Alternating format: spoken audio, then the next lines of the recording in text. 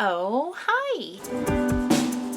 This week, we're going to take a little stroll down memory lane. Recently, I was having a little catch-up session with my dear, lovely friend Allison. We were talking about how embarrassed we were about older makes and how we have evolved our skill levels in our separate disciplines to a point it's almost cringy looking at some of that older stuff. But then that turned into, isn't it amazing how far we've come and how much we've learned and how our skills have improved, and it's just points along the way of our improvement. That is a much more positive and also really exciting way to look at this stuff. And I am just becoming so much better about not being so fucking hard on myself all the time. In line with that conversation, I was also talking with my lovely fairy god Cheryl, who was asking how long have you been making sewing nerd videos? Now, I used to make videos for different things that weren't crafting related, although I've always been sewing and crafting. Not always sewing. That was part of my post-high school revolution, was actually making clothes for myself, other than doing the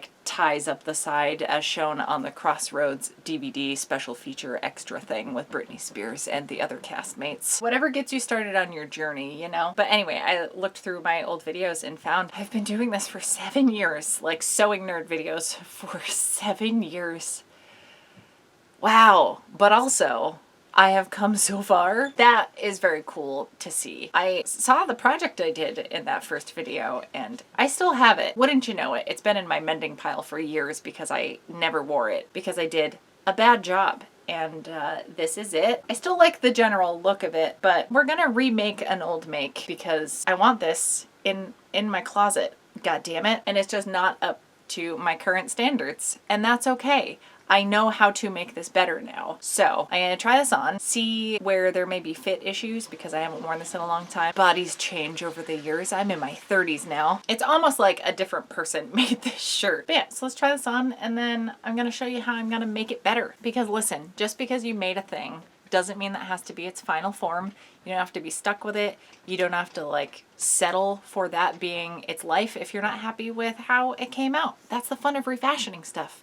Is you can refashion your refashions. It's fine. It can be constantly evolving. Am I on a big enough soapbox yet? In a shocking turn of events, for once I don't actually mean that sarcastically. I'm genuinely surprised. This is actually fitting nicely sidewise. I have my skirt kind of bunched up under here, so if it looks chunky, that's why. But here's an issue I have, is that the seam allowance is always sticking up under the lace and I don't want that to show. As well as under here, these are different heights. I'm not 100% sure how I fucked that up the first time. So it's puckered all weird. I think that's a hole I'm feeling. Also, this is really thin and it's just a basic seam stitching here. And this lace has pulled apart before because it's lace. It's very delicate. So I need to reinforce these seams more. And also, something that is now a pet peeve of mine because I have grown in my sewing is I did that thing where I left the original hem, which all four, but instead of unpicking where the side seam attaches and then hemming it after, you should always hem last. Always. Or else this happens where it wants to split apart or it's a little uneven. Granted, it's not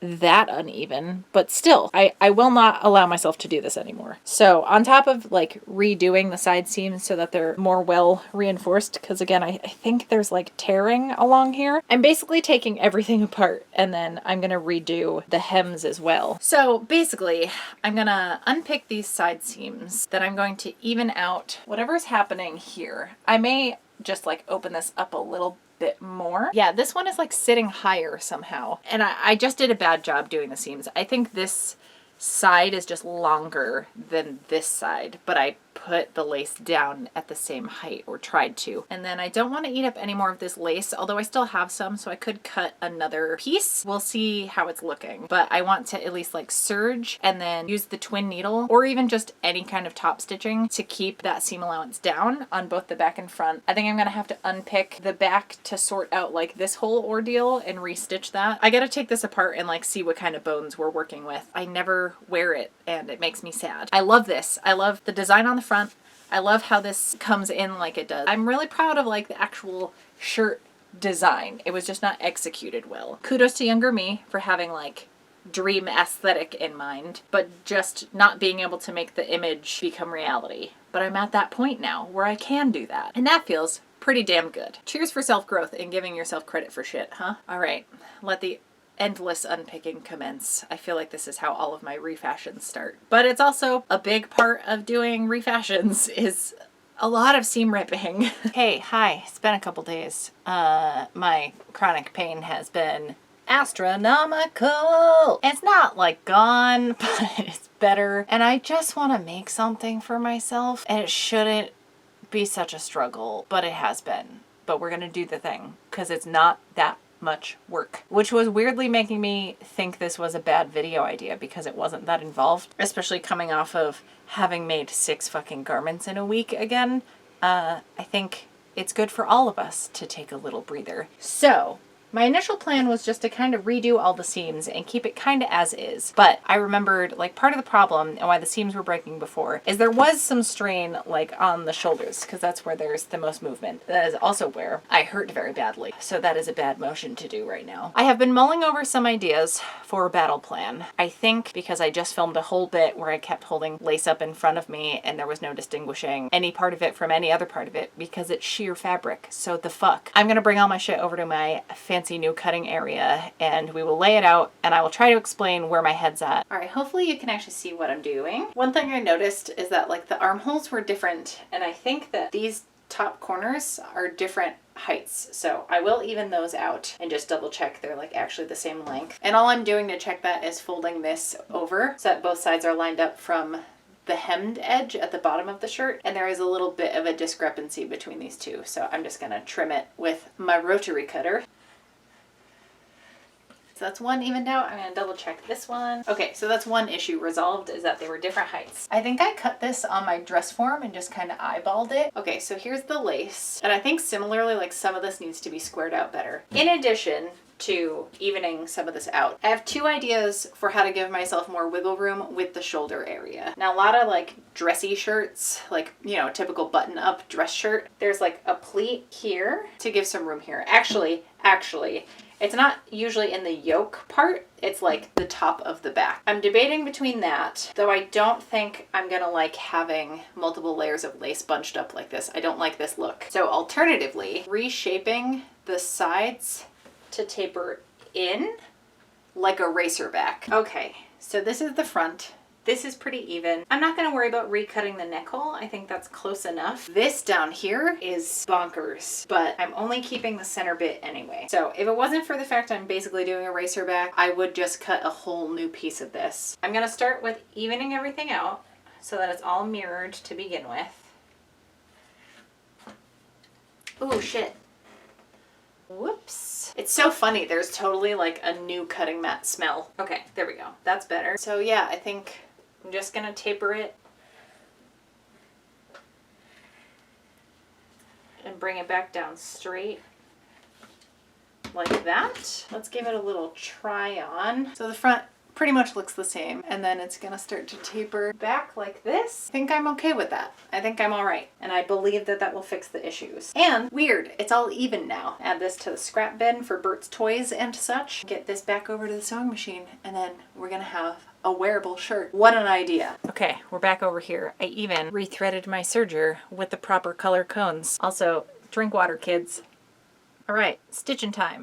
This is impossible to show you. I have the full width front bit of the lace pinned to the top of the front of the t-shirt material. So I'm going to do row stitching, just like half an inch in. I like to keep as much of the graphic as possible. And then once I'm stitched, I'm also gonna serge that edge. So that's what that looks like. I think we'll have to press this, which 2013 me probably honestly didn't even own an iron at the time, so wasn't even an option, especially because of the curvature to the front, which I do like the shape that I did. Here's something I'm learning, right, is that would have leveled it up a bit, is like, yes, cut it on the dress form, sure, but then even everything out on the cutting mat. Just by folding stuff in half. It wasn't even like a fancy technique. So now I'm gonna take that narrower bit for the back, find the midpoint, line that up with the center of the top of the back piece. And yes, keeping pins in mesh lace is as much of a pain in the ass as you would expect. So I find the center of this, and then I will do the same thing, meaning I'll stitch along this middle section, right sides together, and then I'm gonna serge the entire edge. So even the bits that don't have lace attached to it, I'm just gonna keep that same seam allowance and clean up the edge. You know, I do have to say it is pretty cool having documentation of how far I've come, just because I don't think that version of me that made this shirt the first time around would have even thought it was possible to make some of the things that I have made over the years. And that is pretty cool. I think 2013 me would be very proud of and impressed by 2020 me. And that is a pretty cool feeling, knowing that like young me would be like, excuse me, holy shit, what? You did what? With your hands? With you did that thing? Okay, I pressed the seam allowance towards the t-shirt material and away from the lace. And even pressing it would have helped this issue, but I'm gonna load up my twin needle and then do a row of stitching across to keep the seam allowance down. Ah! Okay. Well, why did that happen? Well, kids, I suppose we won't be dealing with the twin needle today. Poor little peg-legged baby. I'm so sorry I did this to you. That was aggressive and a little bit traumatic. This dumb idiot didn't fucking switch it back to a straight stitch. Although now I'm out of twin needle because I don't have any backups. That's okay. I can also just do a very narrow zigzag with my regular ass ballpoint needle. That way it'll still give me some stretch. It's not gonna look as neat. Oh boy, I am starting to feel weird. Thankfully, we're on the last step. I unpicked the bottom hem of the shirt, just at the edges, like an inch or so, on all 4 bottom corners, so that when I go to line up the front and the when I go to line up the front and back along the side seams, I can start from the bottom here, go in, you know, my 1/2 inch, do a narrow zigzag stitch all the way up to the top until the back stops. There's going to be a little bit of the front that's going to hang loose. I may retrim that just a little bit, but I'm okay with that being like a raw edge. That's kind of been the design the whole time. This part that's going to come up here and then like go into the lace, hems open, right sides together. I'll do that for both sides, do my stitch and then serge, and then I will actually likely press the seam allowance. Okay, so side seams are situated. There are a couple like finishing bits that will make this look real nice. I mean, including pressing this out, which I promise I'm gonna do. I'm gonna heat up my iron right now. It's heating up. I did it. As I mentioned, I unpicked the edge of the hem, so this is flapping open right now. So once this side seam is pressed out, tuck the seam allowance in, fold it under. Oh, I guess the original shirt only had it folded up once. I'm just gonna go over it with a straight stitch and do my best to like not make it look terrible and do 2 separate rows of stitching just to get that nice and flattened out. And then like this is what the bottom hem side seam is gonna look like it should, and not have 2 different edges meeting. And then, as I said, the back stops before the front. Actually, let me flip this out and this will be a little easier to visualize. Right, so here's the front of the shirt, but the back drops off. I'm gonna do a little bit of top stitching right here and keep the seam allowance stitched out of the way so that it doesn't try to like poke up in that corner bit right there, because that will drive me bonkers. Oh my goodness. Okay. It's done. Look, the seam allowance isn't popping up. I'm really digging the new curvature on the back and the fact that I can move without fear of popping any stitches again. And everything's evened out and I don't have to worry about any seams sticking out anywhere. And the bottom is properly done, which is just huge. This feels really good and was just such a cool project. I'm so glad that friends led me to this. Just so fucking cool to see how far I've come in, you know, 7 years is not a short amount of time, but also not really that long of an amount of time. And I can't wait to see where I am in another 7 years. That's the most exciting part.